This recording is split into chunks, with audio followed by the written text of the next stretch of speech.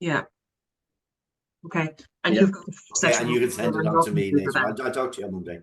Guys, have a great time. Thanks, appreciate it. Very welcome, and look Thanks, forward to it. And we'll talk to you then. Take care, all. Bye. See you, Take care. Bye-bye. Bye. Bye. Now, guys, I am going to do a kind of a, not even a deep dive. I'm going to give you an overview on the collections module, okay? Before I kick off, though, and I don't have any slides or anything like that, so I'm just going to talk about each of the 4 sets of notes that are going to be sent and talk about the 4 tests and kind of give you a little bit more insight into what sub-modules within the collections module will cover. But before I kick off with that, does anyone have any questions at the moment in relation to anything that Declan covered? Are you're all happy enough to proceed, or is there any concerns or anything you want to ask before I start? No, I'm happy enough anyway, Katrina. Thank you. Great. Catherine, good to see you there. I see you managed to get into us there in the end. You're very welcome. Oh, thank you very much. No the bother frustration, I just can't describe it, but I'm Declan here said now. He said it, technology is fantastic when it works, but when you're trying to get into something, particularly, you know, when you can't get in, it's very frustrating. The session is recorded, so we'll be able to send it out to you. So, look, I'm going to kick off. Collections module, as far as I'm concerned, not being selfish, but it's the most important module out of the course. It is the training to get you to a point where you understand what the job itself is. So, you know, the job itself is understanding people. We talked about that earlier on. Sue, you brought up a really good point. Relationships are key to being a good credit controller or a good collector. So, module 1 of the collections course gives an overall high-level view of consumer credit, where the role of the collector will sit in a company. It gives information about the importance of credit within an organization, the importance of controlling that function, and really a kind of a deep dive understanding of the role of credit in business. So the importance of your customers, the importance of extending credit but remaining in control of the credit. So it's very much a high level on the function itself and how important it is to the company. So kind of intertwined into that module, then it really does cover, you know, traditionally speaking within companies, sales teams have always been regarded as the superstars and the rock stars of a company. We hit sales this month of X amount and everybody kind of, you know, kisses their feet and so on. It's in more recent years that the attitude towards this has kind of changed, and people do recognise the role of credit partners. At the end of the day, a sale is not a sale until that money is sitting in the bank account. And I'm sorry, it's not the people that do that, it is the credit controllers. So it really is kudos to the function and kudos to the people who carry out arguably the most important function within a company is getting the money from that customer and onto the company bank account. And I suppose we need to mention as well, it's not just pasting money off people, it's collecting money from people. It's collecting money from people and making sure that they're happy to remain customers. At the end of the day, you're not going to get aggressive with that customer. You're going to have them pay what they need to pay for whatever invoice it is, but you want them happy to pay and happy to purchase again. So it's really fostering that very long-term relationship with those customers and making sure that they want to remain customers of yours and is happy to stay dealing with you. So as I said, the first module of the course then, you've got an overview of consumer credit. Why is consumer credit so important in business in general? The role of the collector, how important is your role within the company? Role of consumer credit, there's a really nice section as well, and it's around financial literacy. And the ironic thing is, credit controllers in general tend to manage their own money terribly, and they're really bad when it comes. It's like an accountant in his own books. They're brutal, absolutely brutal. And a lot of credit controllers, from a personal financial literacy perspective, in terms of how to manage their money and manage their money adequately. So there's a really good section in this module around financial literacy. And while it rarely comes up in the exam, and it's not really a section I would concentrate on, for the laugh, I would really study it hard, because I think you'll find a lot of really quite useful personal information as well to get control of your own financial literacy. So when you're talking about mortgages, car loans, credit cards, it's quite enlightening to look at your own situation. So next part then is remaining in control. So remaining in control of the function, making sure that customers are staying within terms. So there's a whole section then on understanding credit terms and credit limits. So just to give it a show of hands, how many of you are involved in setting credit terms and credit limits for your customers? So there's a few of you there that will obviously have the credit terms and credit limits already set, will say by somebody else, and then you simply make sure that the client remains within. And you'll find that really interesting. That's the next stage of the process. And well, this guy has been given, 100 grand a month over a 30-day or 60-day. Why have those figures been applied to that customer? It really gives you a kind of a deep dive into how these decisions are made, and it'll enlighten you and give you more of an insight into the job that you're doing. So understanding the credit limits and understanding the credit terms that are applied to a customer. Fergal and I believe Jane lifted their hands there as well. If you're setting these credit terms and credit limits, what are the rules that you follow to do that? This will be a really interesting section for you, and the risk module as well to be covering with Angelina. That will be really relevant for you because it'll give you a really fantastic structure whereby you can evaluate value of each client, and then you can actually put forward a case for certain limits and certain credit terms to be applied to that customer. So again, it's a really interesting section of the course. And then the last section of module 1 is one where I think everybody will lift their hand today, dealing with sales and dealing with other departments. It's not all sales. Not all salespeople are superstars. But you've also got logistics. You've also got front of house. You've got all of the different departments within a company. And it's like Declan said, you can talk about how difficult customers can feature on the work landscape, but we rarely talk about difficult departments and difficult people internally to deal with. It's all about maybe adapting yourself, making sure that you can carry out your position in an effective way, but making it in an effective way as well, and making sure that everybody is working towards the same goal, which is basically keeping that customer on side, keeping that customer paying, and keeping that customer happy to continue paying. It's not an easy job, but that's what that particular module will cover. So how important is credit? How do you control that credit?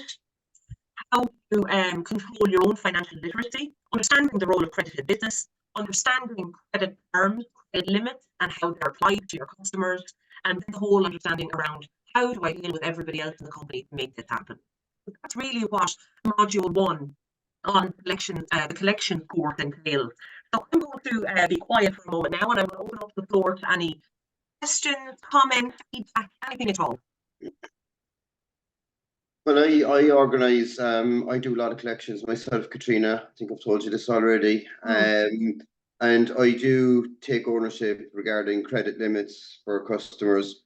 I personally will base that. I look over their history, like with a fine tooth comb. Yeah. Like a lot of times I find people promise the sun, the moon, and the stars, and it could be say, look, they might owe maybe 20,000 euros. I always move mountains for people because we depend on credit. It's a large part of our company. But people will say, look, I'll give you 500 euros a month, and next thing then at the end of the month, 270 arrives in. Nobody answers the phone, things like this. So it can be a painful process. And I'm actually going through one of these at the moment, and it's going on for 14 months. It's like 17,000 euros, and it's just been painful. So I spoke to my boss about this literally 2 days ago, and Frank was saying, look, the guy's under pressure. We're going to do business with him again. I'm like, well, look, the amount of time it's taking me to work on this, our agri service manager, I said we're constantly on the phone trying to get arrangements, get the customer to keep to the arrangements. So I mean, we are going to be doing business with him again now, but I'm going dropping his credit limit. His credit limit right now is 500 euros. That's where it's going to be. I do have the power to bring up to maybe 5,000, something like this. But for so I do assess. I suppose my point is I do assess everybody. And if you're good and you answer your phone calls. It's all about engagement. It's all about engagement, isn't it? Yeah, but when you know you're coming, it's hard to get them to engage. I use a lot of unorthodox tactics. I'm not going to lie about it. I pick up somebody else's phone from a different department and call them. Lo and behold, the answer. Yeah, well, I don't think you're the only person who'd be doing that now. Certainly my year as a credit controller, we have to do that. We have to. It's funny a little hint as well when you're talking about credit terms and credit limits and evaluating a client and so on. I presume you ask for references. Right. Okay. So Okay. For new customers, we tend to So we're a very small. This is a small town. The company itself, our company, would be a pillar of the community. It's like multi-generations of families have come through it, and it's one of those ones where we sponsored the GA club. We built the golf course. It's one of those very family-orientated business / mafia. To be honest, it's great. And if you're not in the in crowd, you could be under pressure. But what we have a basic form. If somebody wants to apply for credit, you know, first of all, right, look, we don't really do it. We probably should do a background assessment, but we don't. We fill in. They have a form to fill in, and I suppose more or less we take their word. No, there are people who, like, they're staff in the company for 35, 40 years. They pretty much know everybody. You know, these small villages and towns are. We're like, oh, like, you don't have to worry about him. I know his brother. I know his family. They're fine. So there can be a little bit of overriding on procedures there. Yeah. You know, no, obviously they still have to fill in the basic forms, their bank details, etc., etc. But no, we don't actually do a background assessment. I think that's a really great point, actually. We should do that. How would we do that? How would you do that? Yeah, where would they go for the information? I'll tell you, it's all going to come up in the risk module for you. Oh, all going to be in the risk module, and Angelina will bring you through that area for how you assess a customer based on the financial clarity of information, and how you make an informed decision then based on the information that you got. Actually, somebody said to me years ago, in terms of references, this is why I brought up references, and I'll move on to module 2 now as well.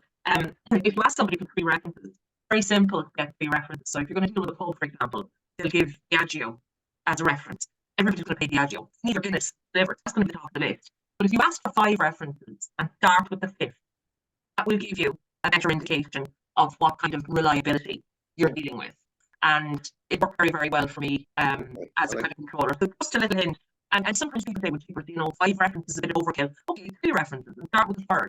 It's amazing. Like, people will always put the best supplier down on a reference sheet because they have to pay that best supplier. So, like I said, a pub needs Guinness to be delivered, because if you don't have a pub without Guinness, it's not a pub. So, you know, start with a 3rd and work your way up the list. But it's a complex area, and it's dealt with far more effectively in the other into the collections module, very much from a, like, let's set the scene on collections, let's set the scene on credit, and that's where it comes in. So all of that will be covered in the other modules as well. So second module for collections is all around communication.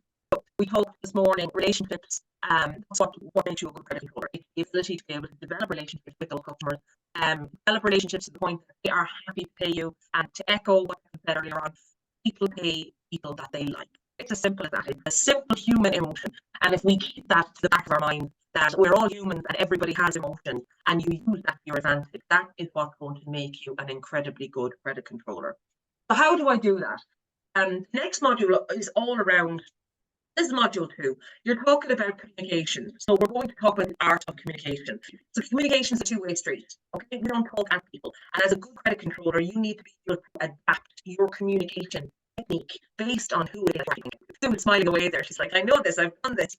You know, this is what makes you really good as a credit controller. It's not being fixated in your own state of being. It's looking at the person in front of you and adapting to that person. Get the most out of the conversation. And what do we want most out of the conversation? We want to be paid. Simple as that. So communication skills, it is absolutely key being a good credit controller. So using the right words and the right questions. There are lists and lists and lists of bad words in there. Okay, so one of the big areas that this delves into is keeping things positive. So if you're talking to a specific customer and you keep talking about, say, credit limit it has a negative connotation to it. But if you're talking about within credit terms, it's the same thing, but the wording that's used is positive versus negative. So it's really I get really excited about this module because it's such a cool module in the sense that it's not just going to be a great credit controller. It teaches you, like, how people I think we use this example all the time. Even though these kids are grown up and moved now, I've got a 5-year-old and a 2-year-old, and I think they just go out of their way to say no everything I ask them to do throughout the day. But if you adapt language, you know, if you see your child standing up at a table, they're getting off the table. What are they going to do? They're going to jump, or don't jump off the table. Straight away, they're going to jump. Simple as that. Adapting to, it's almost like adapting to a child, adapting to the customer. Look at the person in front of you. Look at what you'll respond to best, and then you adapt your language based on that customer. So using the right words, using positive words, and it can be an internal thing as well. Irish people are so down in the dumps all the time. How are you doing? Oh, I'm not too bad. I'm not too bad. Instead of actually, I'm great or I'm good. It's about changing your language, and changing your language will change how you feel as well. Therefore, injecting more positivity into your interaction.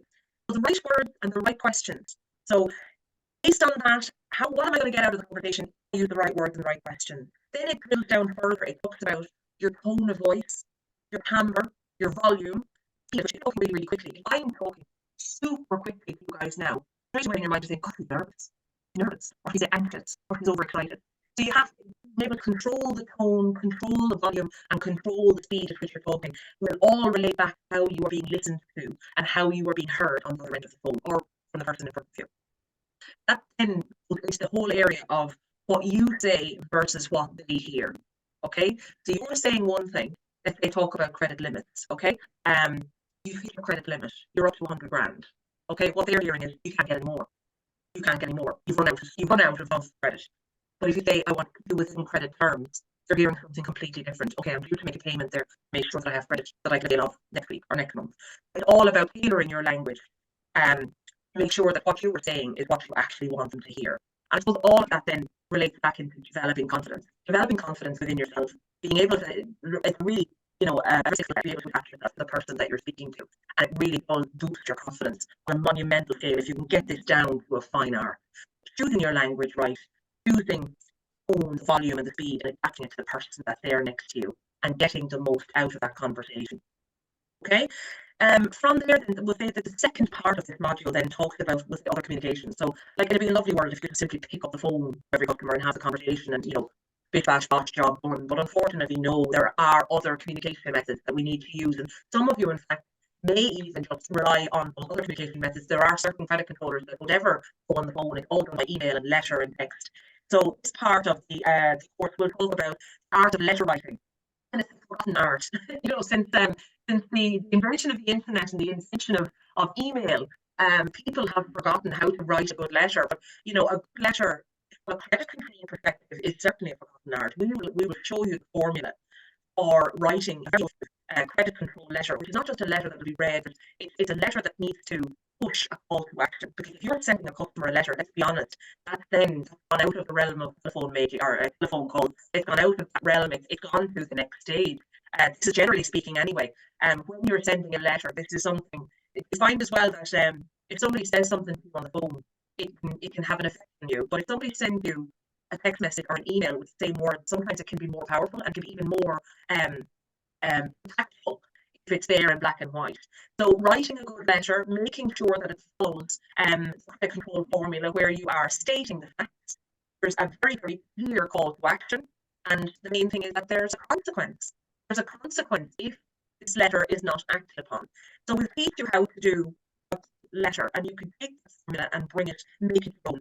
You do a good email and a good text message, you know, all of it is off the same formula. It's the same formula. It's the same formula in the sense that you're going to be giving a very, very clear call to action, a time frame that they need to accomplish that call to action, and then the consequence of not acting upon it. And then I suppose what is another, we'll say, a dying side of the business as well. And there may be some of you, any of you do face-to-face meetings or door-to-door visits? Sorry, could you repeat the question? Many of you do face-to-face meetings or door-to-door visits. You do, Virgil, okay. Yeah, I know of them. I find this a very good method for just touching off the letter as well. I think the letter, yeah, might be a dying form of communication, to be fair, but it's extremely, I find it has much stronger impact than a telephone call and email. When that letter comes in the door, I put the chill down their spine. You know? We're starting to sound like a dead connection. You need to be careful, Virgil. Yeah, okay, very point. But I'm just kidding. No, you're right.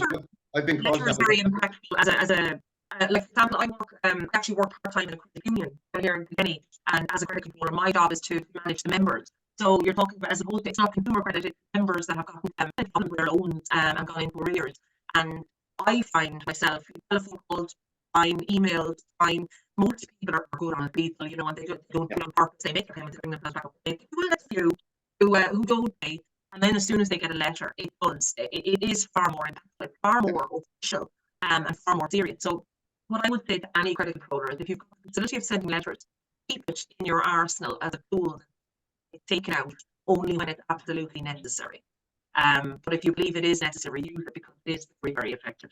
That's what the second module then is all about. It's all about verbal communication, other methods of communication, how do you adapt to the person in front of you, clear versus what you're saying, making sure that you're very clear, making sure that you're using positive language, not negative language. If you want to get a positive outcome, use positive language.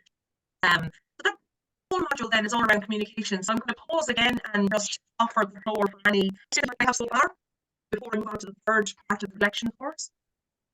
I think as well, Katrina, when you have problems with people, getting him into the office for a sit down is the most important thing for me. Getting him in and having the invoices ready, the paperwork ready, and it's not like it's not like an inquisition, but you know, a lot of times people will just say anything to get off the phone. You know, and it's, you know, I personally don't like sorting out messes over the phone or by email. Come in, sit down, have a coffee with me. We'll go over it. It'll take half an hour at the most, you know, and let's just drill into it and go through it. I find that's the best way.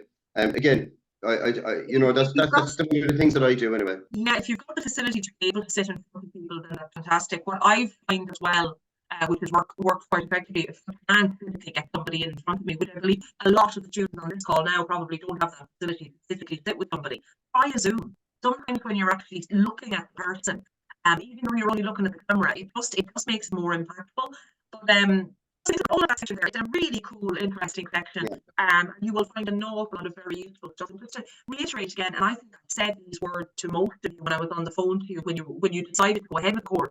This is a really, really practical course. You will start learning and applying, hopefully, that learning immediately in your job. You're not just after that certificate or after that diploma at the end of the 12 months. You want to be getting something, getting better. And that's what the whole idea of the course is. You know, you apply this knowledge. And, you know, even with the letter writing, I did that. I completed the course a long, long time ago myself, but I remember the letter writing. And I went back to the letters that I had been sending, and I'm not joking, you guys, they were atrocious. I don't know how I expected anybody to know what I was on about to begin with. They were absolutely atrocious because it was all in my head, and it was almost like a brain dump more than something with a proper structure. And when I applied the formula that taught within this module, the results that I got, there was an absolute 100% a visible difference in terms of the results. We don't want to sit here and talk at you. We want to take something from it. And really, we love hearing about the success stories. Like, for example, in due course, I'd love to hear from you, Virgil, in terms of this guy that goes to 17 grand. That's, you know, how did you get a resolution on that? And did you bring him down to 500, or are you giving him a little bit of leeway? You know, that's what keeps us going as well, and keeps our fingers on the pulse, I suppose. So look, I'm going to move on with the third section of the collection course, because I do want you guys to have a break before Paul Daly comes on and starts talking about national credit and Irish law. So the next section of the collection course is it's all about the customer. It's all about the people that you're dealing with. So the first section is about understanding your customer. So it's very, very closely linked to what I've already talked about, you know, being able to adapt yourself to who's in front of you. So we don't even notice we're doing it, but we all talk differently, different people, depending on who it is in front of us. I talk differently to my partner, to the way that I talk to my 5-year-old, the way that I talk to my somebody that works for me. We adapt to the person in front of us. How do we use that skill? Use it to our advantage. The thing that we need to assess is who am I talking to, and what are they about? And when I say what are they about, we need to talk about people's processing styles. So how do I adapt myself to the person that's in front of me? You've got different types of people, and different people have different processing styles, in the sense how they take in information, how they process information, and how they come back to you. So a couple of examples. Got a lot of people some people are very auditory. They love listening. I'm gone mad on audiobooks at the moment. You won't see me picking up a book at all, but I'm listening to audiobooks. I'm actually quite an auditory person. There's other people then that could be quite digital. So they like to see the information in front of them, they like to see the facts, and they like to evaluate based on that. Really good example of that is, do any of you have a customer you never speak on the phone, but they're perfectly good paying customers? You just need to send them an email. That is very much a digital person. They take the information from that email, they go ahead, they take the plan of action or the call to action, and they do it. But then there's other people. Have you got any customers that you pick up? So we only 30 minutes on the call now, because we're going to talk about the weather, we're going to talk about kids just gone off to college, we're going to talk about we're in the village with the dog last week. They just like TikTok, and they like making friends. So we are absolute magicians. We are able to adapt to these different types of people. We just don't know that we're doing it. Tapping into that skill is miraculous. Once you've tapped into that skill and you're able to adapt the person in front of you, I'm telling you, you will see better results. You will see an improvement. It's like sorry, Katrina, in a previous life, I worked in call centers when I was just out of college and stuff like that. And you know, we'd be calling a lot of people every day, and I mean a hell of a lot of people. And one thing I developed, one thing I realized, you've about 3 or 4 seconds to adapt on the phone to that person, stay on the phone. You know, it was vital to. I don't know what actually happened, but it was you know, it was an unconscious instant relationship you had to build in a matter of seconds, or else you lose them. You know, and I think that's kind of similar to what you're saying here. Yeah. In a certain. If you pick up the phone, you know straight away if somebody's having a good or a bad day. Correct. You know, you know by the way they're talking. Again, if they're talking, if you're getting really short answers, one word answers, oh, disaster. That's, you know, it would put the CBTVs up you. You need to just go back to the right words, the right question. Ask a question where it only elicits yes or no answer. Don't take the friendliness out of it. If you ask an open question for somebody to come back with a proper answer, you're inviting that engagement. But certainly, yes, it's a really good example for like. So while previous module talked about you, and it talked about you controlling your phone, you controlling your volume and your speed, this then goes the other side. How am I going to adapt the tone, the volume, and the speed of the person that I'm speaking to in order to get the most out of each and every interaction? Understanding their processing style. It comes with time, it comes with practice, and everybody's different, okay? But it goes through these different types of processing styles. It talks about personality types. There's also a personality. Have you ever done a personality calculator? You know, there's all these different things on Facebook. Some of them are cool, some of them are just a bit of fun, but these go through different types of personalities that you will deal with on a professional basis. How do you adapt to each and every one of those personality types in order to get the most out of every interaction? And what is getting the most? It's getting paid on time, and keeping that customer happy and lined up for the next interaction. That's when you're doing a really good job. It's a simple job, but it's not a very simple job. You know, it sounds very simple, but it's not. Okay, so the next section then we'll go on to now. So let's start about maybe the more problematic lines, maybe the more problematic instances. So there's a whole section then on the reason for non-payment. And let's be honest, this is kind of what keeps us in jobs to a certain degree, doesn't it? So there's 3 very good examples of clients. There's clients that can't pay, okay, for whatever circumstances they can't pay. There's clients that won't pay, totally different. And then there's customers that shouldn't pay. So very, very briefly, they can't pay. They're the really tricky ones. So they're the ones that will say outside circumstances have affected them, and they're in a position where they physically don't have the funds to pay. So it would take you through those different instances. What do you do at that moment in time? Take a decision to escalate it elsewhere. Do you take a decision to outsource it to a third party? Or do you take a decision to work with that client closely to try and keep them, let's say payment plans, negotiating payment plans? It delves into that whole area. So that's the area of can't pay. You know that it is genuine. You're still owed money. You know, you can't let emotion get in the way. You still need to get the best out of that interaction with that client. The clients that won't pay, picky buggers, you know, the ones that literally are taking the mick. How do you deal with those? It's very easy to get emotional when you know somebody is trying to, you know, you don't take it personally, obviously, you know, at the end of the day, it's not for money. But what makes us good credit controllers is that we do have emotion in the game. We do think a little bit personally because we want to do a good job. But dealing with somebody who won't pay for whatever reason, we need to rise above it, and we need to make sure that what we're doing is we're putting a plan in place where we will get the most, we will get paid, and it's evaluating the steps that we need to take in order to make that happen. And then the ones that the credit controllers don't like talking about is customers that shouldn't pay. So generally, we're talking about errors in invoices, we're talking about errors from a customer service perspective. Is there a particular customer that shouldn't pay that bill for whatever reason?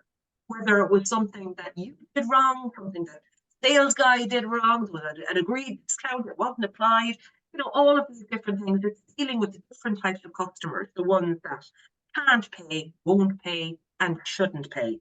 And how do you take proper steps? Make sure that you get the most out of them.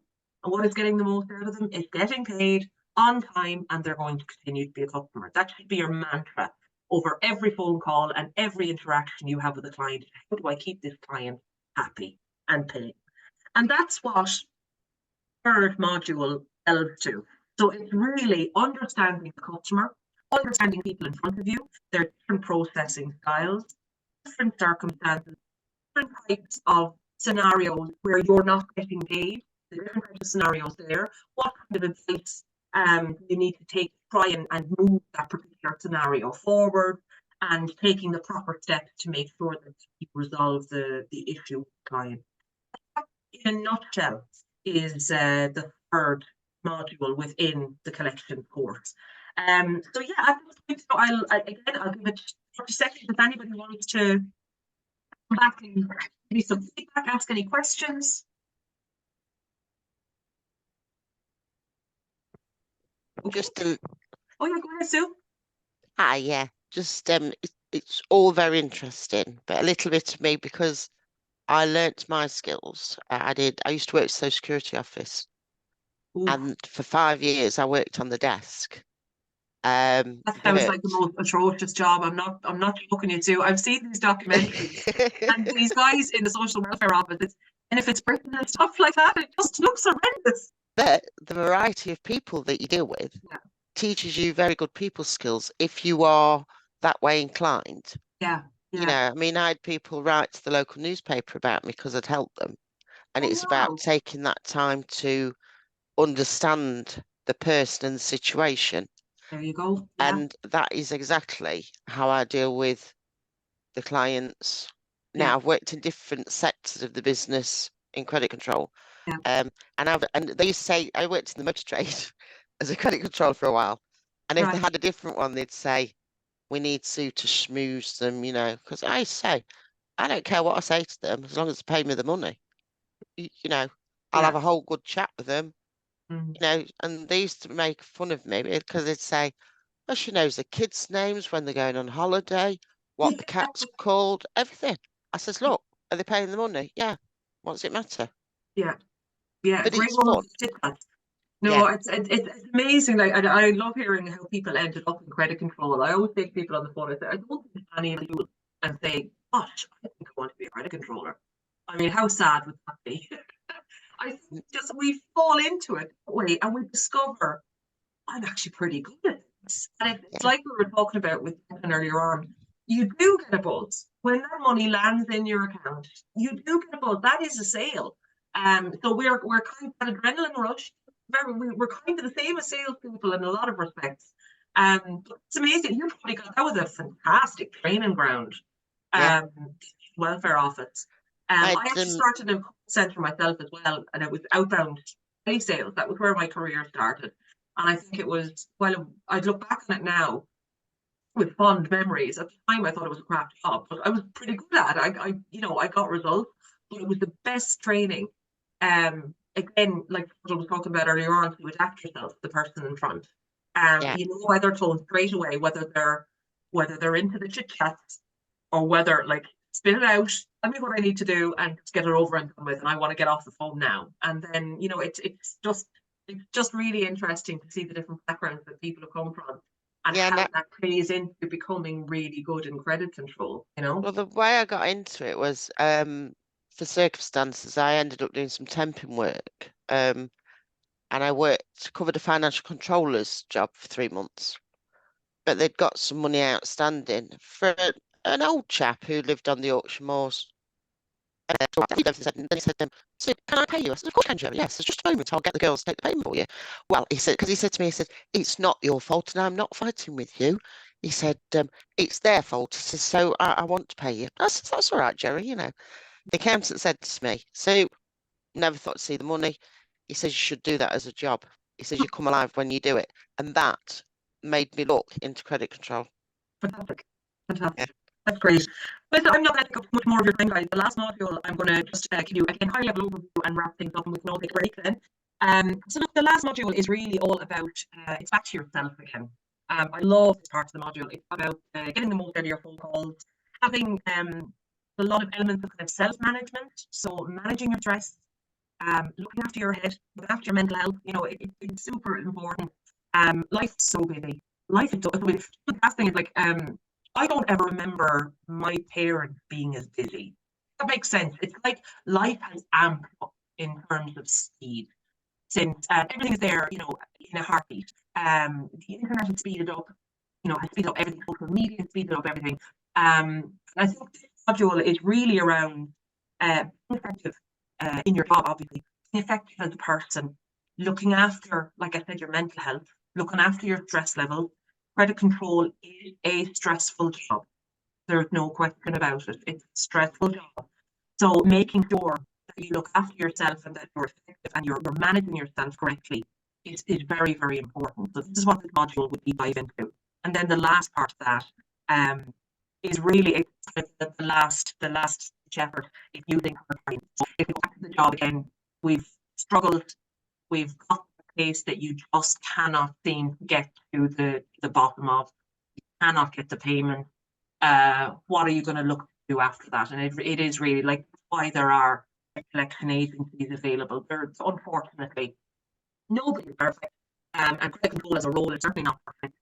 You can only do what you can do. So it's really going to give you a little bit of advice in terms of when should you be looking at using a third party agency. So at what point do you say it's just not working anymore? We need to now look at another process. So a little bit around the legal process and so on, but it's kind of the last stage of collections. It's using those third party agencies effectively, and then a conclusion to the whole thing.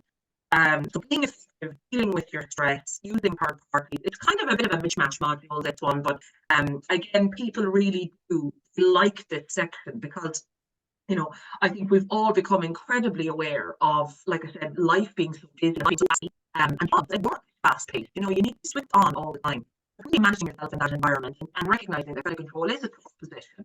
Very rewarding, but it's a position. Let's be honest, and we'll call a spade a spade. So you need to make sure that you're obviously managing yourself well in that, managing your mental health, and that you are, taking breaks, having downtime when you need it, and therefore becoming more and more effective. That is the collections module. I hope it bored you. I get super excited about it because it's my module. But apart from that, I think it's a really, really relevant module, not just for credit controllers, but not to sound cheesy, but for life. It really does teach you a lot of skills from that sort of communication perspective that you can take a lot of really good information from. So that is pretty much the end of my bit. It always gives me an hour, and I never take an hour. It's always around the 45 minutes. So we've got a break scheduled for 11:30. It's 20 past 11 now. Would everybody like to take, say, a 20 minute, 11:40? And what we can do then, I would be hoping then Paul Daly will have logged in by 11:40, and he'll cover the other modules. And we're all time for coffee anyway. So you're happy enough at 11:40, and we'll pick up the session at 8. Okay? Brilliant. Thanks very much, Katrina. Super. Thanks, guys. See you all. Thank you. Thank you, Katrina. Thank you. And I will hand over to you, Paul. This is hopefully he will be your speaker on international credit management and Irish law. Here, Paul. Indeed, yeah. Thanks, Katrina. Thanks, morning, everybody. So I've taken a side step in the last couple of years. So I'm not working for the productions area at the moment.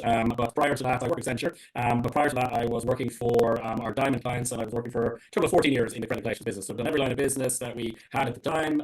Done pretty much every region. I suppose going as far east, I think, as Mongolia, and then as far south as South Africa, and occasional bits and pieces outside of the EMEA world as well. So know an awful lot about the area, know an awful lot about international credit management. So doing that for about 14 years, I've done side steps to something else in the last kind of couple of years. And I suppose most importantly, if I go back kind of 10, 11 years, I was sitting where you were sitting in a non-virtual environment as one of Declan's students. So I've done this course myself as well as a student. So I tell you, it can be nice at times to be on the other side. Okay, so what I'm going to do is I will take you through international credit management for the next kind of 13 minutes or so, I think. So I think that gives me kind of 7 to 8 minutes per the 4 modules. So there's an awful lot of information in the course. So I'm just going to give you a flavor. I'm not going to go into massive detail. I'm just going to give you a flavor as to what it is. I've just noticed my dog is behind me and it's outside in the garden. So if I have to pause for a minute, it may just be to let her in. So I'll take you through that. Okay. So I'll go that's all right. The first module I have, I'm going to slide it's better resource utilization, so if you have product and you only want to Ireland, let's say only people are going to need one of these products. The absolute maximum number of people you can sell it to is maybe about 10 million people. So that's maximum. If the world is 8 billion people, if it's that good, going international, obviously, a lot of opportunities to make more money. So there's a lot of benefits to for people. If it's fairly evenly distributed, the best to do is maybe about 500,000 of those people. If, however, you notice over in France, there's only one of them there, the resources are not maybe those maybe option there. Tell you to pay money for the upgrades of lunch and And we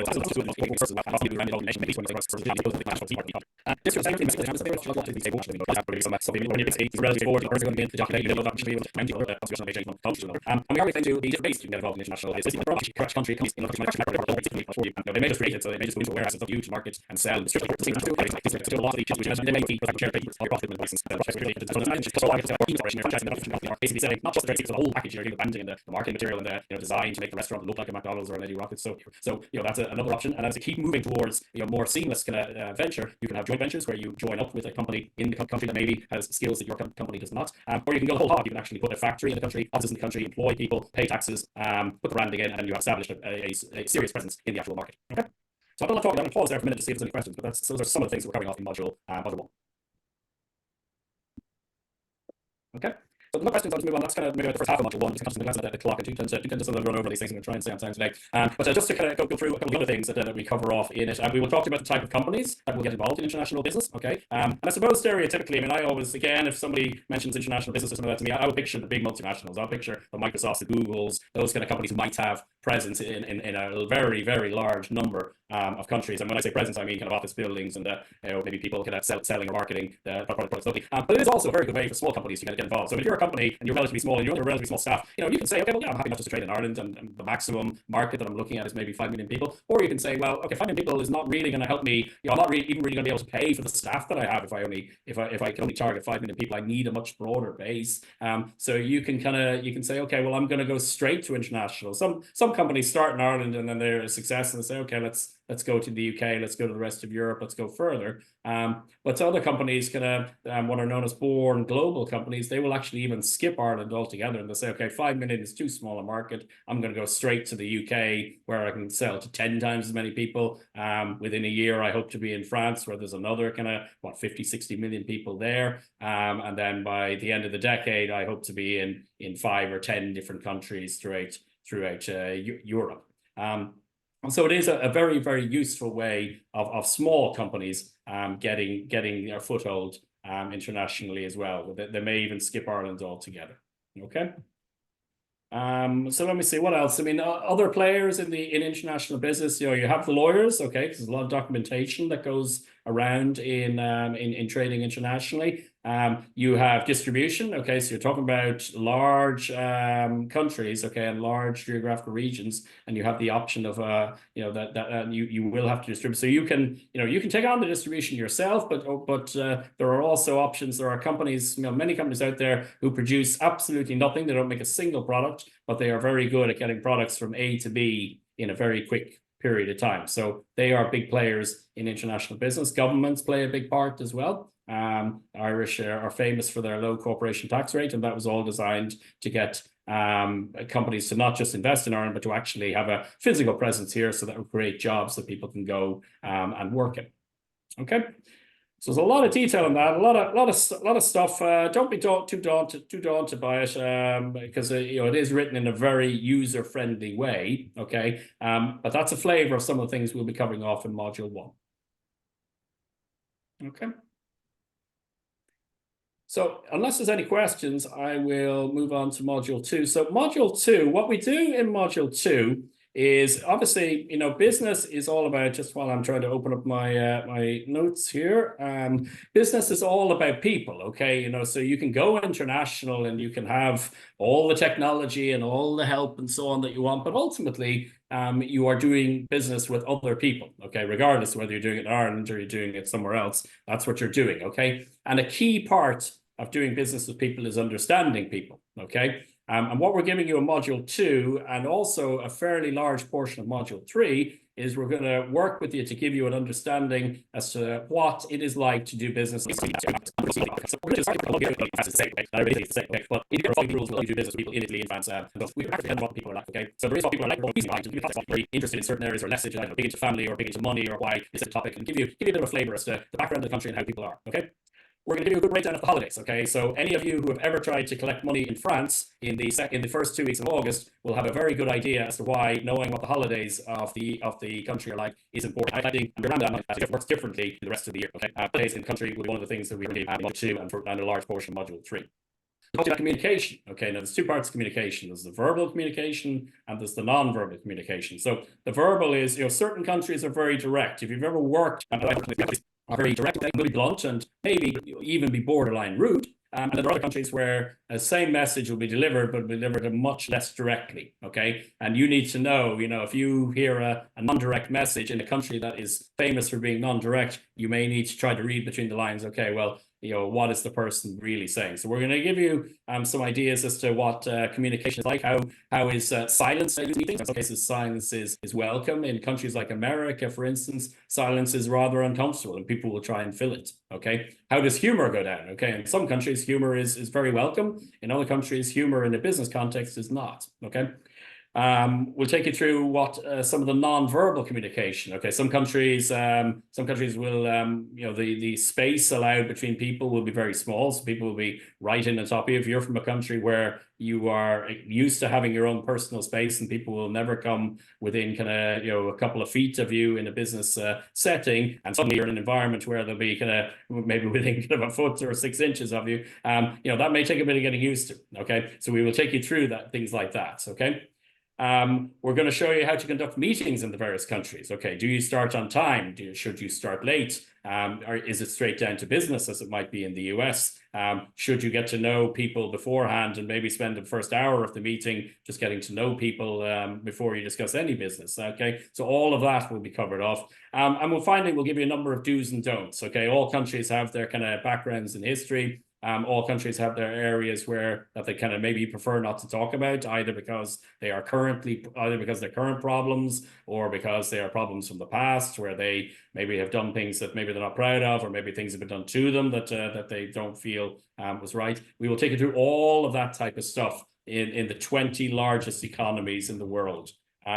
We do include Russia in there as well. It's not one that too many countries would be trading with at the moment, but it is included in there and it is up to date in terms of the dealings and the way the world works at the moment. So we do 12 of them in module 2, and we do the remaining 8 in module 3.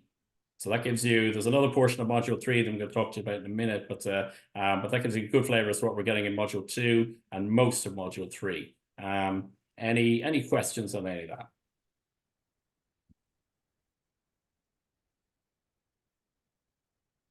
No, we're good. Okay, super. Okay, so the second part of module 3, once we've finished with all of the top 20 economies of the world, we do have a second section which is about the risks of doing business internationally. Okay, so doing business internationally is, the rewards are great, but the risks are potentially a bit higher than maybe they are just doing business in your own country. Okay, and the first thing that you need to keep in mind when you're going international is, okay, what is the country risk like? Okay, and there are 10 different criteria for establishing what the country risk is like. Okay, 10 different things you need to keep in mind. The most obvious, probably, especially in the kind of turbulent world that we live in at the moment, is security. Okay, there probably are very few countries in the world. I mean, there may be countries in the world that where there's sanctions and so on, and you can't legally trade. But beyond that, there's very few countries in the world where you would say you could never do business in. The question is, how safe is it to do business in? Okay, if you need to allow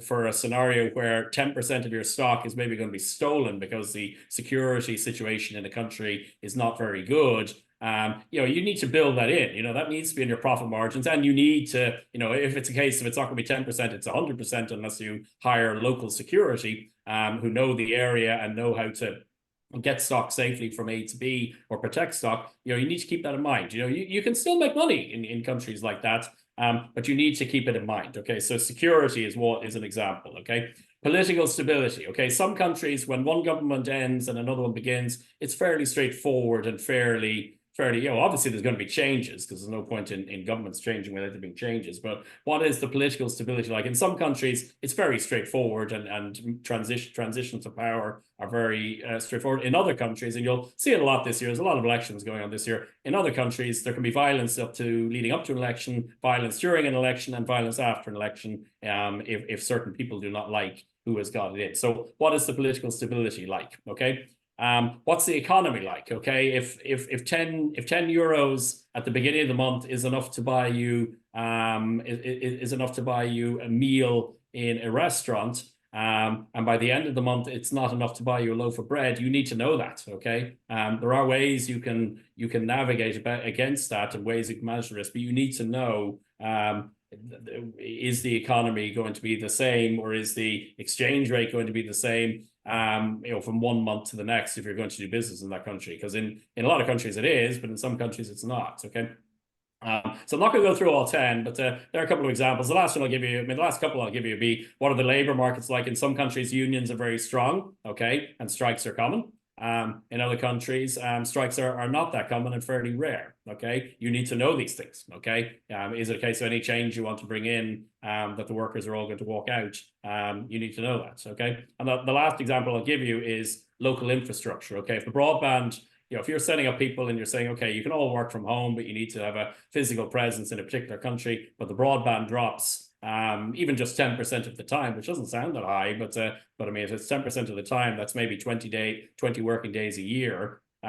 You need to know that. You need to be able to build that in, or you need to say, okay, well, there's a way we can get around that by investing in our own broadband in everybody's houses or something. You need to know that in advance. Okay, so none of these are things you can make assumptions about. If you do make assumptions about it, you are going to lose money. Okay, so that's country risk. Okay. So we're going to be covering that off in module 3. There's 4 types of risk in total. The second one is currency risk. Okay, so again, if you're going international, you're not necessarily, it may be that you stick to the Eurozone and everything is paid in euro, in which case whether euro is doing well or not doing well is less bearing. But if you're going to trade in the US, you're going to be dealing in dollars.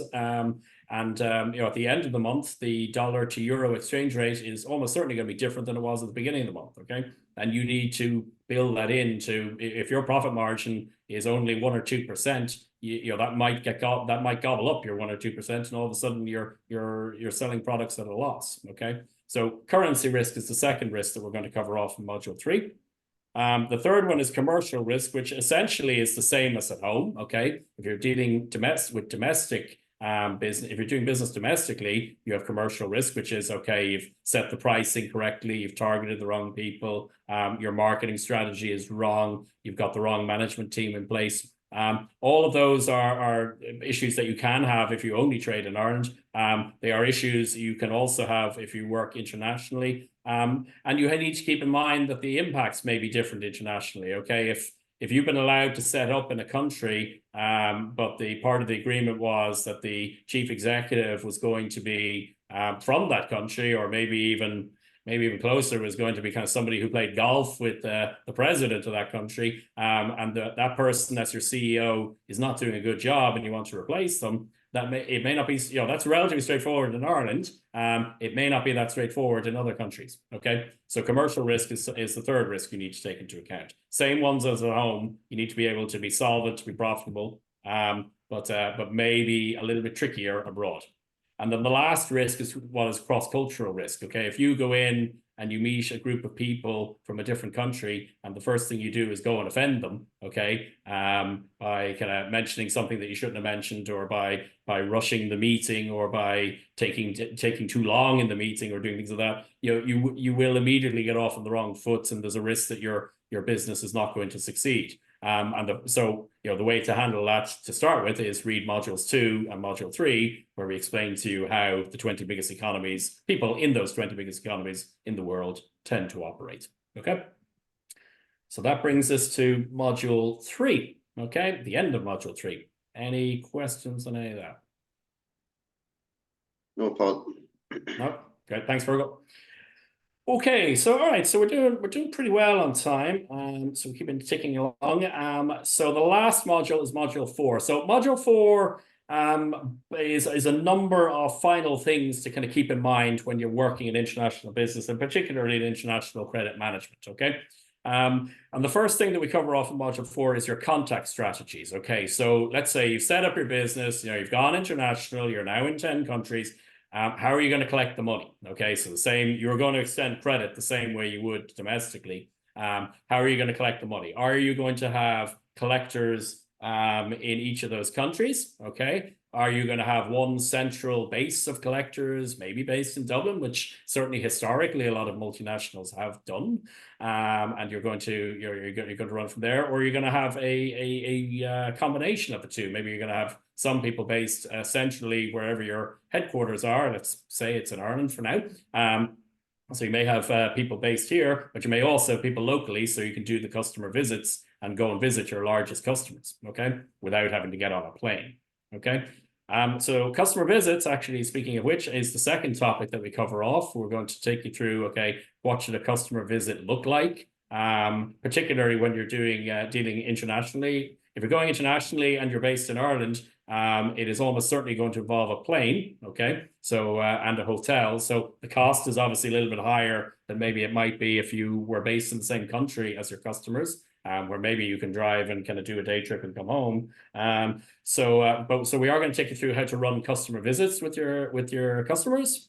We are going to talk to you about letters of credit, which maybe are used a little bit less domestically, but are certainly prominent internationally. And they're basically, you know, if you have decided you're going to do business in maybe a risky zone, you can come to some arrangement with a bank, which will say, okay, so we're going to extend 10,000 worth of credit to this customer. And if the bill goes overdue and reaches a stage where you deem it to be uncollectible, you can just simply invoke the letter of credit and you can use that to cover the 10,000 that you would have lost had you not put such a position in place. So we're going to talk you through the various different types of letters of credit. That's covered off in Module 4. We're going to take you through a little bit of a flavor as to what the legal systems are like. So modules 2 and 3, we give you an idea as to what it's like to do business in those countries. We're now going to talk to you, okay, well, what's it like if you have to go legal in those countries? If you just bear with me 1 second, dog in. So we take you through that. I'm not going to take you through that now, obviously, because we'll be here for the rest of the day. But the details of the legal systems are covered off in Module 4. And then finally, the last thing we're going to talk to you about in Module 4 is credit insurance. Okay. So you have decided you're going to go internationally, you're going to take certain risks, and you're going to go to maybe places that maybe are a little bit less stable than maybe just doing business in Ireland, but the returns you feel are worth it. One of the things you can put in place is credit insurance, which again, if 90 days credit terms have come and gone, and then another 30 days, and maybe another 30 days on top of that have been and gone, you're struggling to contact the person, never mind actually get payment for the products or services that you've supplied, you can potentially invoke credit. You can potentially block that account permanently and say, right, we're done. But you can then go to your insurance company, and then as long as certain criteria has been met, you can potentially use credit insurance to either reduce or eliminate the loss that you would have made with that customer. Okay, so all of that is covered in Module 4. So a number of different shorter sections. So I suppose in summary, Module 1 is primarily kind of, okay, why are we involved in international business? Why do companies go abroad? Why do people study it? Why do people work in it? Modules 2 and 3, the first thing is we take you through the top 20 economies of the world and what it is likely to be like to do business in those 20 economies. With people in those 20 economies. We close off Module 3 by covering off the 4 risks of going international, which is country risk, currency risk, commercial risk, and cross-cultural risk. And then finally, Module 4, we close out by giving you a number of pages on a number of different topics, such as legal systems, contact strategies, credit insurance, letters of credit, where you're going to base your collections activities. Okay. So that is a whistle-stop tour of what we'll be covering off in the next few weeks. Any questions? Yeah, I won't, Paul. We probably will be covering this anyway.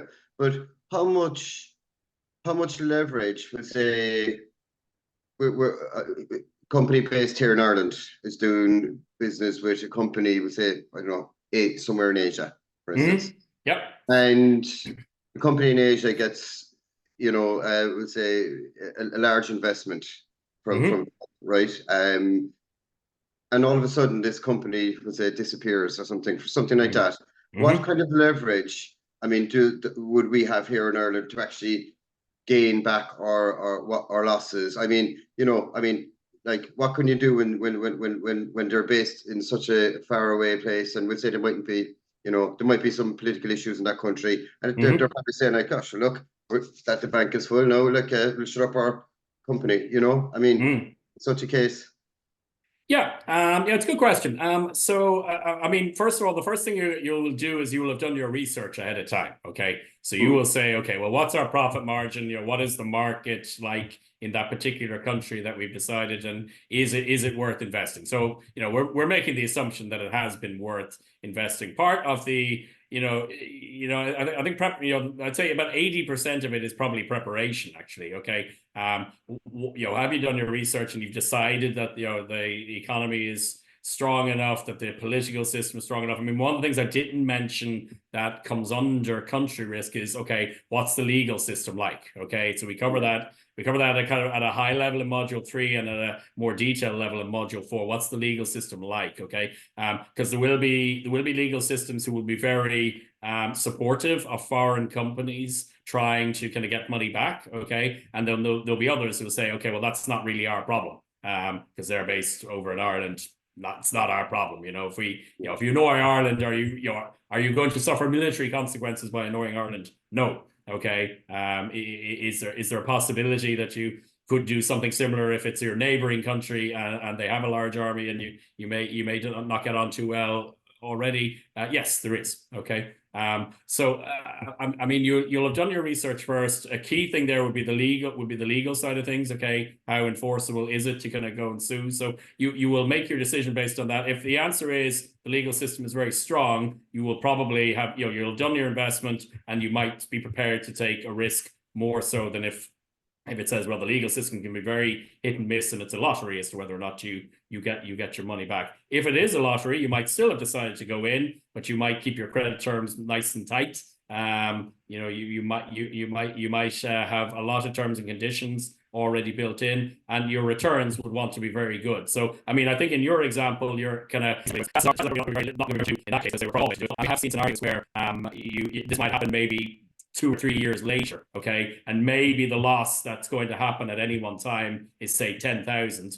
but maybe you made 10,000 every month, okay, along the way. So you've made 10,000 over 2 years, a month over 2 years. You have 250,000. Okay, the last month things go sour. You block any further investment or any further money leaving the country. You have to write off your 10,000, which isn't great, but you've made 240, 230, 240,000. Is the company in good shape? Yeah, they are. It's been a risk worth taking, you know. Okay, thank you. That'd be my thoughts. Yep. But good question. Anybody else? Before we move on to the quagmire of law. So I think my understanding on the quagmire of law, speaking of it, is that you're going to be doing either international or law. So I think you've been, I suppose, invited to maybe do a sample of both, which is what we're doing this morning, this afternoon now. But that's what I think we're doing. But you're only doing. My understanding is you're only doing one each. Right. Okay. Okay. Well, if there's no more, I will move on to the law side. I don't know. Are we? Katrina, are we gaining anybody? I mean, I'm okay to start now. Are we expecting anybody who definitely is not doing international? Who I definitely don't actually know, Paul. I think the choice was kind of put out by Declan there earlier on. Is there anybody that wants to go through the Irish law module? Are you all? I know Sue, that wouldn't be applicable for yourself at all, Sue. And I think I had discussions with most of you, and I think most of you are looking to do international. If any of you want to hear about the Irish law module, just say it now and we'll go through it. Thank you. Yeah, I'll probably look at the Irish one. Yeah. Okay, so at this point as well, if anybody is 100% not doing Irish law, that is the induction completed for yourself. So you don't need to stay logged in for the last bit there, so you can log out and to finally start your weekend. Yeah, I have an email scheduled to go to you at 9 a.m. Monday morning with your first set of votes, and you've all got my details, so contact me if there's anything else that you need from my end. Okay. Brilliant. Okay, thank you so Thank you much. very much. Have a great Okay, weekend. guys. Thanks, guys. Anyone wanted to hear about law, just stay logged in there. Okay, the Irish law is probably more applicable to myself and Janice. We work in the one company, but international law will come into it as well. Not as much because we have offices in every country. So do we just, sorry, no, I missed the introduction. Do we just choose one, do we? Yes, you just choose one. What company are you working for again? Remind me there, Catherine. It's Ceres. We trade as Synergy Health in Ireland, but it's Ceres is the larger company, the worldwide name. Yeah, and you're in credit control kind of on a global basis then as well, are you? Yeah, well, yeah. Yeah. Yeah. Yeah. Now, just a bit of advice. What I would suggest to you is that you do the international model or the international module. But you could also do the Irish law module separately if you felt the need to do it. Now, I will leave it entirely up to you guys to choose. If I was going to choose a module that would be most beneficial to me in the roles that you're in, I don't know, Paul, if you would disagree with this, I would suggest the international credit management module would be more applicable, I think. Yeah, I would probably agree. I mean, I suppose the one advice I probably would give is I wouldn't overly recommend doing the two at the same time, because the Sorry, I meant as a separate module afterwards. I think go with a separate module afterwards. But I would see there being benefits in both. Yeah, definitely. And when you say afterwards, do like this course finishes out in December. So does it mean go back then sometime after that and do? What we can do is we could actually just allow you to do an additional module if you felt that you really wanted to do the module on Irish law. You're not, you can't do the two of them at the same time. It would be simply too much work. You've got a choice now. I'm not trying to put you kind of one way or another. Maybe Paul, see, most of our you would have a think about it. Most of our customers are Ireland based. I suppose 60% of them are, Janice. But yeah, if we're going international, if we have a problem international, because we have offices in most of the European countries, in Australia, South Africa, America's where we're originated anyway, and in the UK. So I suppose if it went to that, we can get onto our colleagues in those countries to chase up or to give us a background on how to handle that. So I think maybe for the moment I'll be leaning towards Irish law. What do you think, Janice? Yeah, I'd like to hear see what Paul has to say about it now, maybe, and then go in, think about it definitely. Yeah. You don't need to let us know straight away. Yeah. Just, have a think about it. Paul, if you give a high level overview of Irish law there, let's cover that bit anyway, and we can let everybody decide themselves. Then go ahead. Okay.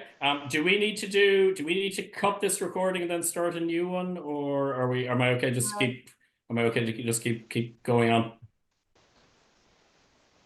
Here we go. Okay, perfect. Okay. Yeah, no, I think the next 30 minutes will give you a good idea as to whether or not it's the direction you want to go in or not. So, and as Katrina said, you don't need to make up your mind just now. So, so what we cover off in Irish law is this. Okay, so again, 4 modules. So I'm going to take you through. Law is obviously a very big area. So, international was whistle stop. Law is going to be even more whistle stop if you want to look at it that way. So we don't obviously cover everything that you have, but I will take you through what we do cover in the 4 modules. So module 1, similar to the international side of things, module 1 is probably the meatiest of the areas, because it has it comes in 2 halves, if you like. It's nearly 2 modules in one. So the first half of the module is an introduction to Irish law. Okay, so we're going to take you through, there's 5 different places where our law comes from. And if you think of the law, again, if I stop somebody on the street and say, okay, where do the laws come from? They will usually probably picture the laws coming into effect and coming out of the Dáil. Okay. And yeah, that is, so I mean, a bill will go through the Dáil, then move on to the Seanad and go on to the president for signing. And that is definitely one place where the laws come from, but it's one of 5. Okay.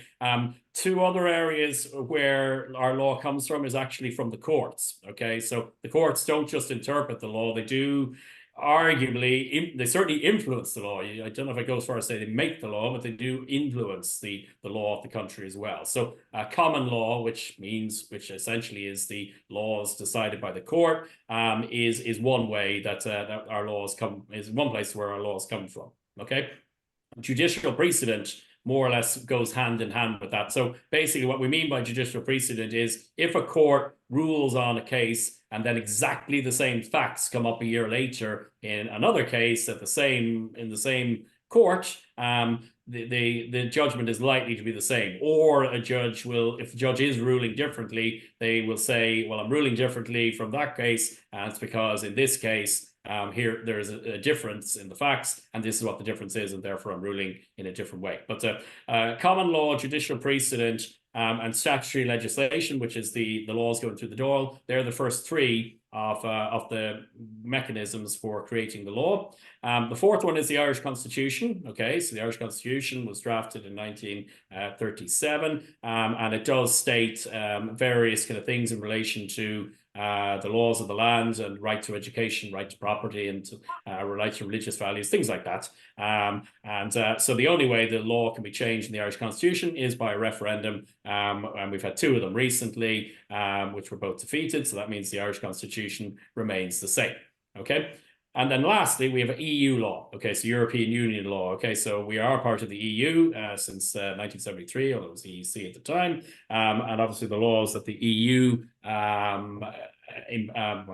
impose sounds slightly harsh, but the laws of the European Union are also the laws of Ireland. Okay. And we will come back to that in module 3, which we'll come to in a couple of minutes. Okay, so where the law comes from, that's the first thing we cover off. So those are the 5 places that our law comes from. We're going to talk to you a bit about the legal profession, okay, and the law offices. We will explain to you what the Attorney General does, what the Director of Public Prosecution does. We will talk to you about the differences between solicitors and barristers. Okay, solicitors primarily deal with the client, I suppose, if you want to call them that, and the barristers are more often deal with the court. Okay, liaising with the client through the solicitor. Okay, so they do perform different roles in the country. Okay, in the legal system. Okay.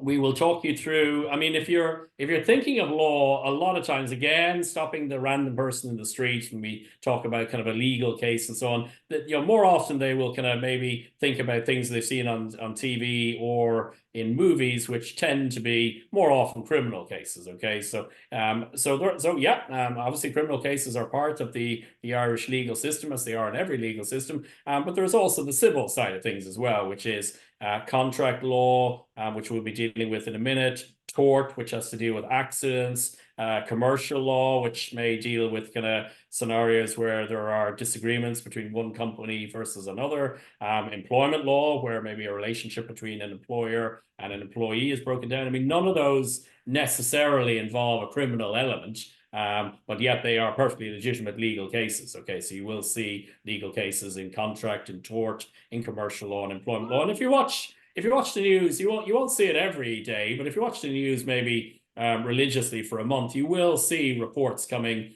from cases which are not necessarily criminal ones, that will appear on the news. And certainly read the newspapers, which will discuss cases where nobody is going. I mean, the differences between criminal law and civil law are, there's a number of them, but one of them, I suppose the key one is nobody is going to jail in a civil case. Okay, it's only when criminal cases that you go to jail. You may have heard in TV and in movies the expression of beyond reasonable doubt. Beyond reasonable doubt only exists in criminal cases. It does not exist in civil cases. A judge can come to a 51 versus 49% ruling in civil cases, and whoever gets the 51 is going to be the winner. Okay, it's not beyond reasonable doubt in civil law. While people don't go to jail in civil cases, you still want to win. Okay, if you don't win, the types of things you're looking at are maybe paying damages, injunctions, which may stop you from doing something that somebody doesn't like, specific performance of a contract, which is the opposite, which is, okay, I employed you to paint my house, and the court says you didn't paint the house, and now you're going to do it. Or you can have things like rescission of a contract, where the contract is brought to an end. Okay. We're also going to take you through the various kind of courts that we have. You know, you start off with the district court, and then you go right up to the Supreme Court.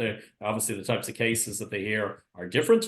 So we will take you through all of that, and that is the first half of module 1. I'll get talking about the second half in a minute, but I will pause for a minute and just see is there any questions.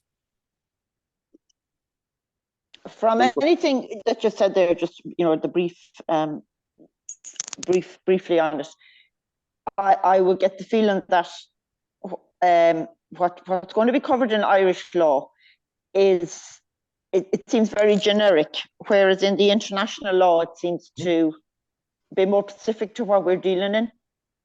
I would agree. Yep. That it is very much an introductory to law course. So I mean, we cover off. I mean, just quickly to fill you in on what we cover off at the high level. I mean, we do there's kind of 2 parts in one in the first module. So one is the introductory to the legal system, and then the second half of module 1 is contract law. Okay. Module 2 is company law. Module 3 is primarily EU law, and then module 4 is tort, which is to do with wrongs and accidents, things like that.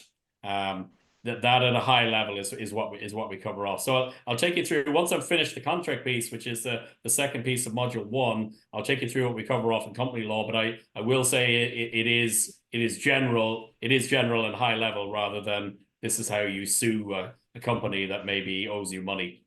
We do cover those things off, but not in the legal, not in great detail in the legal part of the course. Okay, thank you. Okay.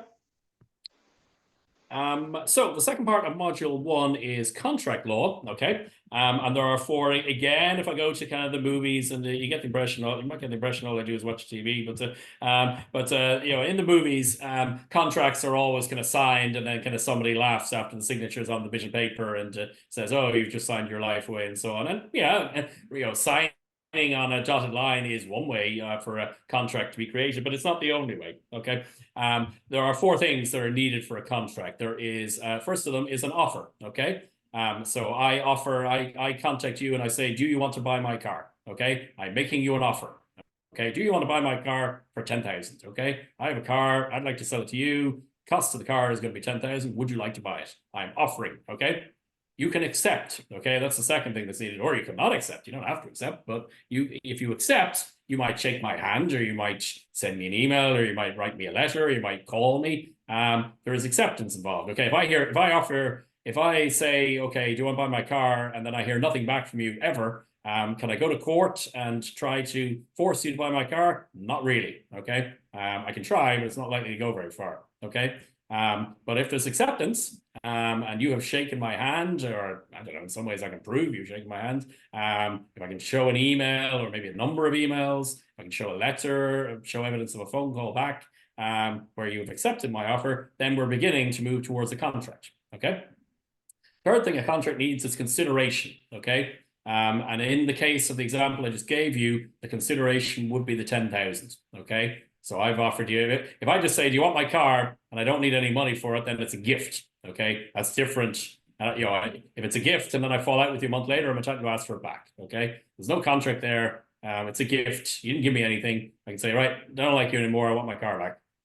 You'd be possibly obliged to give it to me. Okay. But if there's consideration, which in the case of my example is 10,000, you give me 10,000 and you get my car, then that is not a gift. It's a business exchange. And again, we're getting very, very close to a contract being formed. Okay.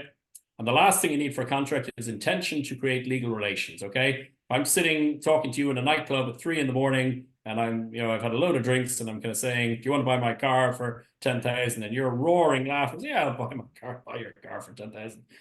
Does that suggest intention to create legal relations? Not really. Okay. If, however, we have emails going back and forth and saying, you want to buy my car? Yes, I want to buy your car. 10,000, no, 12,000, no, 8,000, where we're negotiating on the price and kind of so on. And we settle on it, and there's lots of things in writing and said, okay, 10,000 is a lot of money. I'd like a contract drawn up. Does that do things like that suggest intention for legal relations? Yes, they do. Okay. So the 4 things you need for a contract is offer, acceptance, consideration, which in some ways is going to usually money, but it doesn't have to be, or intention to create legal relations. And intention to create legal relations. You need all 4 of those in order to create a contract. Okay.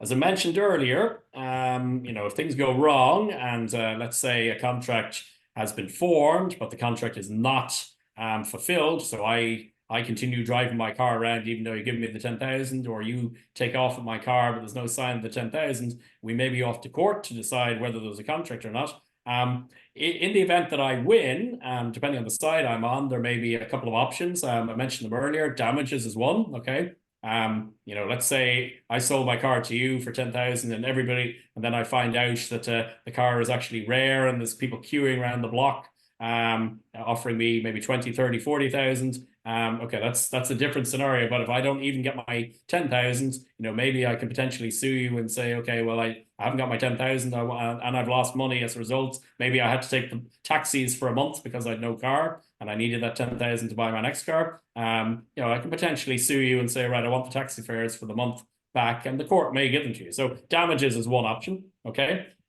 Specific performance is another. Okay. Paul, you haven't delivered the car, you have your 10,000, the court now orders you to deliver the car and you have a week to do it. So specific performance is an option. Injunction, okay, probably not appropriate in this case, but an injunction basically forces you to stop doing something that is maybe unlawful, or that the court rules you should not be doing. Or there is rescission. Okay, you can say, okay, the relationship between the two parties has completely broken down. Paul, you get your car back that you had. I sold it to you, Fergal, for 10,000. Fergal, you get your 10,000 back. Paul, court rules that Paul has to pay Fergal 10,000, and everybody walks away. I've got my car back. Fergal has his 10,000 back, and everything is the way it was before we embarked on it. So your first assignment in law is going to be a set of facts, and you will have to rule whether or not a contract exists or not. There's other things that determine whether or not a contract exists or not. Are we dealing with somebody over 18? Are we dealing with somebody who's in full possession of their mental capacities? Is there undue influence? Those type of things, counter offers, things like that. So which I'm not going to go into now, but that closes out module 1. Okay. Interesting. All right. Yeah, it's a good area. It's a good area, and there's some great case law in contract. If you want to read around a bit, I did it for a full year in UCD back in year dot. And there's a lot of when you do it for a full year, you're not doing it for a full year. That's good news. You're doing it for about 2 weeks, but you do accumulate a lot of case law when you do it for the year. So the cases are quite interesting. So that's module 1. Unless there's any questions on that, I will move to module 2, which is company law. Any questions on module 1? Not so far, Paul, from me anyway. No, you're good. Okay. Okay, so module 2 is company law. So what we're going to cover off in company law, first of all, is the sources of company law. Okay, company law, contracts are normally based on cases. Okay, judges, if a contract case comes up in front of a judge, he or she will probably look back and say, okay, this sounds familiar. This looks like case XYZ. I'm going to have a look at case XYZ and see what the judge ruled, and I'm going to rule the same way unless there's a big difference in facts. So that's kind of the way contract law tends to work. Company law is different. Okay, it relies primarily on statute. Okay. And the statute has been drafted by the Dáil, goes through the Seanad, and then signed by the president. Okay, that's primarily what we're talking about in terms of company law. It's not case heavy; it's statute heavy. Okay, so it's primarily based on the acts that the government have put in place. Okay, so the main 2 acts that we're talking about in terms of company law is one, there is the 1963 Companies Act. Okay, which goes into an awful lot of detail of every aspect of company law, and then there's a more recent act in 2014. Which amended some of the rules that had existed since 1963. Okay. What we're talking about in terms of company law, the first thing we cover off in terms of company law is what are the kind of requirements for filing. Okay.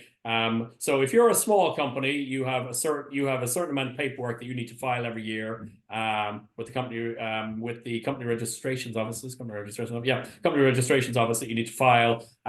Certain your profit and loss balance sheet, that kind of stuff that you need to file with them, and they can be requested by people who are maybe going to look to do business with you. Okay, so small companies need to file a couple of documents. Medium-sized companies have to file more documents, and then if you're a big, massive multinational, you will have an entire accounting, treasury kind of department whose job it is all year round is to make sure you are compliant with your various legal requirements. And the legal requirements, the penalties are potentially quite severe if you fail to comply with the legal requirements. Okay. So that's the first thing we cover off in module 2. We're going to talk to you a bit about the company registration office. So back in the kind of 1990s, a lot of people were setting up companies and they weren't actually doing anything. They were designed to dodge tax. Okay, so you set yourself up as a company. So instead of me being Paul Daly, the PAYE worker, I was Paul Daly, kind of the company. Everything was coming through the company, and maybe I was paying maybe more like 20% tax, maybe kind of 40, 45, 50% tax as I would as a PAYE worker. So a lot of people did that. There was a big cleanup that happened kind of in the late 90s into the early 2000s that cleared out an awful lot of that stuff. And part of the enforcement that goes on now is you have what is known as the Companies Registrations Office, where you register a company and you give an idea as to what it is that you're actually going to be doing and who's going to be running the company. And then if things fall foul of the law, you have the Office of the Director of Corporate Enforcement, which the OECD. I think, which you will occasionally hear mentioned on the news. Actually, if you not every night, but if you watch the news solidly for a month or two, you would hear some mention of the Office of the Director of Corporate Enforcement, who will investigate complaints and things like that. And a key reason why the filing of accounts is important is, well, I mean, one, it is important if you're going to do business. I mean, in Fergal's example earlier, the international bit, if you're going to do business, you want to know who you're doing business with. So it would be a good part of your research. But from a collections and a credit point of view, the companies, if they fall behind and you request this information, they're obliged to provide it to you. Okay. If they don't, you can file a complaint and say, okay, I have an outstanding debt. I'm trying to do credit management to establish whether or not the company is good for this outstanding debt. And I haven't been provided with, you need to make reasonable efforts. You're not going to lodge a complaint after one email or one phone call. But if you've made reasonable efforts to get hold of these accounts and they're not being shared with you, you're entitled to demand them. You're entitled to lodge a complaint. Okay, so we're going to be covering these things in module 2. We cover things of kind of, I suppose, the end of the kind of company life cycle on the credit management side. So we will be dealing with things like liquidation. Okay, how to handle liquidation when things go wrong and a company is due to be liquidated. So we're going to be covering that off. We will look at examinership as well. Okay, so the purpose of examinership, or what examinership is it's basically a court. It's protection from a court that will allow a company try to trade its way out of trouble. Okay, it's not in the state's interests that companies go to the wall regularly. Okay, because what happens is you may have a company that goes wallop. And you might have 1,000 people who are then off on the dole. Okay, and those 1,000 people may have families and so on who need to be fed and so on. So all of a sudden it's not impacting 1,000 people; it's impacting maybe 5,000-6,000 people, and then there are other companies in the area. So you can very quickly see the knock-on effects of a company going wallop. Examinership is designed to give the company a period of time to try to trade its way out of trouble. An examiner will step in, try to sort out some of the issues that the company is having, and try to enable the company trade its way out of trouble. We will cover that off in module 2. And we are also dealing with receivership. Okay, so I suppose the best example of receivership is, I mean, if you have a scenario where a company has where there is again, you haven't been paid by a company, and there is a nice flashy car outside. If that flashy car belongs to the managing director, and the managing director, and it's a limited company, you can't touch that flashy car. It still belongs to the managing director. Okay, if however the flashy car outside does belong to the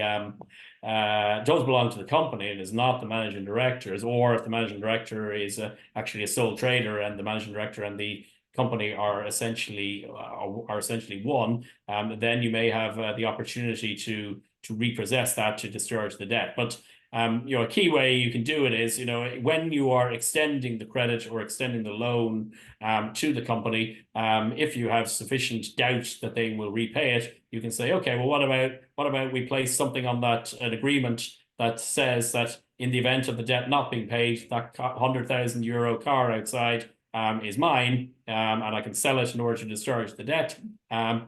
Excuse me, if everybody's in agreement, you can draft it that way. So receivership is where you might step in and repossess something like that in order to discharge the debt. So we will cover that off in module 2. How much for time? In theory, I only have 5 minutes. So that's the end of module 2. Any questions on that before I move on to module 3 and then quickly module 4? Not for me anyway, Paul. Okay, Catherine and No, Janice. Catherine and Janice, No, you're I'm good? good, thanks. No. Okay. No, okay, thank you. Okay, great. Okay, so that is what we cover off in company law. Third module is EU law. Okay. So what we cover off in EU law, I mentioned it earlier, it's one of the sources of our laws. So Ireland joined the European Union in the 1970s, and there's a couple of fundamental principles that existed then and that still exist now, which are key to the EU. So free movement of goods is a key one. Okay, so if you're selling your products if you're sending them from Dublin to Galway, it should be relatively easy for you to do it. It should also be relatively easy if you want to do it from Dublin to France. Okay, so free movement of goods is one of the requirements. Okay, free movement of workers, very key one. Okay, so if I suddenly say, right, house price in Dublin too high, I'm going to go live in Galway. It's not that I get stopped at the city gates and kind of told, okay, well, no, this Galway's for Norwegians only or anything like that. You come right in and you set yourself up. It should be the same if you want to move to France. Okay, you should be just within reason. You should be around, just land there, and you start working there. Okay, you can't do that in the US, because the US is not part of the European Union. It's not as straightforward in places like the US, but it is and is meant to be straightforward in the European Union. Okay. Right of establishment and free movement of services are two others. Okay, so you can go and set up a company. Should be able to set up a company more or less as easily in France as you can in Ireland. Free movement of services. So if your company is a service business, you should be able to do the same. And then there's also free movement of capital. So money should be able to move around the European Union relatively freely without massive problems being encountered. If you break out of the European Union and you try to go to other parts of the world, you will find it may not be as straightforward. Okay, but within the European Union, it should be relatively straightforward to move money and capital around the place. Okay. We're going to talk to you about the European institutions. Okay, so there are the Commission. Okay, where countries send commissioners to Europe. There is the Council of Ministers. Okay, so where the various ministers meet. So they meet about twice a year. Okay, and they represent their respective governments. Okay. There is the European Parliament, okay, which operates in a similar fashion to our local parliament. It's just an awful lot bigger. You're talking about our parliament here has it's going up in the next one, but I think it's about 160 deputies. In the European Parliament, you're talking about somewhere, I think it's 500 plus in the European Parliament. So quite big, and we have, given our size, we have 13 of those seats. We had 11, and then the UK left, so their seats were divided up due to determined by your population. So we got an extra couple there. So we've gone up from 11 to 13. So we are 13. We're pretty small. We're 13 out of not far off 600. Okay. Germany is the highest with 99. Okay. And then we have the European Courts of Justice. Okay, so you will see occasionally, again, as I said, you get the impression all I do is watch TV and maybe all I do is watch the news. But if you do watch the news for long enough, you will probably see somebody who comes out of a court and is unhappy, and they may say to the waiting reporter outside, I'm going to take this all the way to Europe. Okay, which they are free to do. Okay, you can take, if you lose cases here, you can take it to Europe and try to win them there. Okay, but the only condition is it would have to be something to do with European Union law. Okay, you would have to prove that your goods were stopped from moving. You would have to prove that you, as a worker, were not able to move around in the same way that you should be able to. Maybe it was only within Ireland that you were not able to move around, but it needs to be one of the fundamental principles. Okay, you need to prove that your fundamental rights under EU law was violated. You can't just go to Europe and say, well, I didn't like the judgment. It had nothing to do with the EU law, but I didn't like the judgment. I take it to Europe. Those cases would tend to stay domestically. Okay. but that's what the European Court of Justice does. So, and then the final thing we're going to cover off in EU law is the sources of community law. I mean, they come from the law comes from two different places. So it comes from 5 different places in Ireland, which I called out earlier. Comes from 2 different places in European Union law. The first one is the treaties themselves, okay, which brought together the European Union law. Treaties started being signed in the 1950s, and then you may remember back in the 90s, and then even going back to kind of 2009, you had the Lisbon Treaty, which I'm able to date because it's the same age as my oldest child. So you have the various treaties. So that is one source of where the European law comes from. But it is also live. It's not that there's treaties that are gathering dust on shelves. European Union law is live. So they do have regulations that come out regularly, and regulations are laws that are imposed on all. Is it 500 million or something that are in the European Union?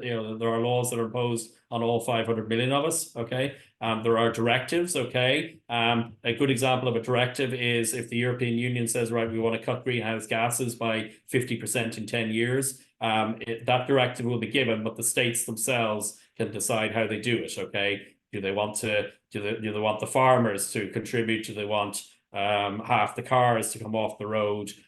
Do they want big business to stop polluting? They decide themselves what they want to do. With the European Union will not get involved in that, but they will say, we don't care how you do it, but you need to reduce your carbon emissions by 50% in 10 years. That is an example of an EU directive that would come in. And we as European citizens can challenge any of these if they, if the European Union has imposed them, and we say, right, Ireland is failing in its duties. That's actually one you will hear regularly on the news. Ireland is failing in its EU duties by not doing this, or by not tackling climate change fast enough, or things like that. That is regularly mentioned actually on the news. So as citizens, you can challenge those. And then finally, you have things like decisions and recommendations. Decisions are only binding on the people that they're directed towards. So there might be a smaller group of people and not everybody in the EU. And then you have recommendations and opinions, which says the European Union would like. And, an example there would be our corporate tax rate, where for years, the French and the Germans in particular were saying, yeah, we would like the one corporate tax rate across all of the EU and not the individual states. So that was a recommendation, an opinion and so on, but it wasn't actually binding. So they were saying we would invite and so on, but there was pushback. Now, there was change in the end, but that was actually for different reasons. Okay, so that's what's in module 3. Running slightly over, but we'll certainly be finished well before 1 anyway. Unless there's any questions, I'm going to jump just quickly into module 4, which is the area of tort. Okay. Tort and contract law, there's some similarities between them. Okay. Again, as I said earlier, contract law is very much based on cases. Judges will look up previous cases and say, yeah, that's exactly the same as that, so I'm going to rule like that. Tort is similar. It's very much a lot of it's based on cases. Okay. And again, similar to contract laws, 4 things you need to prove there's a contract, which is offer, acceptance, consideration, and intention to create legal relations. In tort, there are 4 things you need to prove negligence. So tort, first of all, just to repeat, tort has to do with accidents. Okay, I'm driving my car and I hit somebody. They can sue me. They can sue me under the laws of tort. Okay. It's not, I didn't go out to kind of necessarily run them over, but I did have an accident. They suffered some damage, and they can potentially sue me. Okay. And again, there's 4 things needed. One is a duty of care. Okay. So if I'm driving, I owe a duty of care to not just myself, but pedestrians, cyclists, other road users, cars, etc., not to crash into them. Okay. So you require a duty of care. You need to prove a breach of the duty of care. Okay. If I was driving while looking at my phone, or I was driving too fast, and that's an example of a breach of a duty of care. You need to prove damage. Okay. So if I hit somebody, but they are absolutely fine and there is nothing, and I mean nothing wrong with them, then the chance of them succeeding in a case is probably low. If I hit them and they break their leg, then have they suffered some damage? Yes. Okay. So the chance of them being able to successfully sue me in the law of tort is increased. And then the last thing is you need to prove a causal relationship between them. Okay. I'm driving too fast and I nearly hit somebody, and then half an hour later they break their leg playing football. Is there a connection between the two? No. Okay. If, however, I'm driving along and I hit them and I break their leg there and then, and it's very obvious that the reason they have a broken leg is because I drove over their leg, then is there a link between those two? Yes, very, very clear link there. So duty of care, breach of a duty of care, damage, and a link between the two. Those are what's required. I'm going a bit faster, but that's what's required to prove negligence. Okay.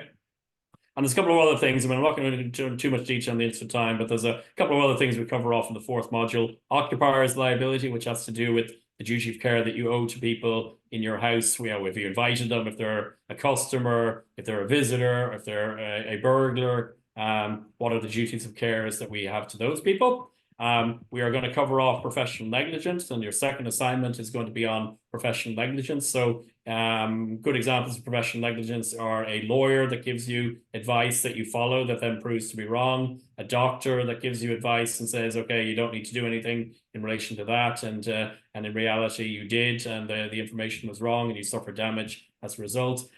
Or even closer to home, a credit evaluation that might be shared. So a bank does a credit evaluation of a customer and says, yes, Paul, this customer is good for a loan of 100,000, you lend them the 100,000, and in reality they made a mistake and the customer is actually virtually bankrupt and they have spent your 100,000 and it's gone. So we cover off professional negligence as part of our fourth module. We cover off negligent misstatements, which comes under the example what I've just given. And then finally, we talk about the various defenses that you can have in the area of tort. If the best example, which is the one I always think is probably the best example, is CPR. CPR, if you perform it on somebody, there's a risk you will break their ribs. But if you don't perform it on them, they may well die. Okay, so there is the defense of what is known as the defense of necessity. Okay. Interesting. Okay, so sorry, got a bit fast there at the end, just kind of blah blah blah blah blah. So it's kind of quick. But that should give you a good flavor as to what is in our four modules. Similar to I think pretty much all the other courses we do. You've got your 4 short tests, you got your 2 assignments, and then you've got your exam at the end. Brilliant. Thanks for that, Paul. Thank you. There's a lot in it. Hell of a lot. There's a lot of reading. Yeah, a lot of reading. There's a lot of reading in either of them. All right.